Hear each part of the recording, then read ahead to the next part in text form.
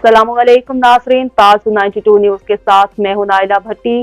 चलते हैं आज की अहम खबर की तरफ। जिला कौंसिल कराची ऑफिस के अमले ने ठेकेदार हबीब बलोच की जानिब से अकाउंट ऑफिसर इफ्तिखार को वॉइस मैसेज के जरिए हिरासत करने और गालम गलोच करने के खिलाफ एहतजाजी मुजाहरा किया।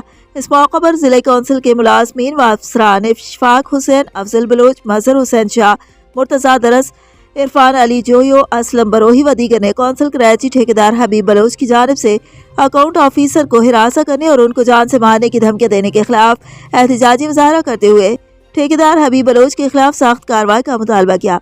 इस मौके पर सहाफियों से गुफ्तगू करते हुए जिला कौंसिल के मुलाजमीन का कहना था कि इंतजामिया की जानिब से ठेकेदारों को बिल अदा किए जा रहे हैं। अभी तक जिन ठेकेदारों को बिल नहीं मिले वो इंतजामिया से रुजू करें, मगर ठेकेदार हबीब बलोच ने बदमाशी और गुंडागर्दी की तमाम हदें क्रॉस करके अकाउंट ऑफिसर को गालम गलोच और जान से मारने की धमकियां समझ से बालातर हैं। उन्होंने मज़ीद कहा कि अगर 2 दिन में मुलव्वस ठेकेदार के खिलाफ कार्रवाई नहीं की गई तो तमाम मुलाजमीन व अफसरान एहतजाजन तमाम काम बंद करके हड़ताल करेंगे।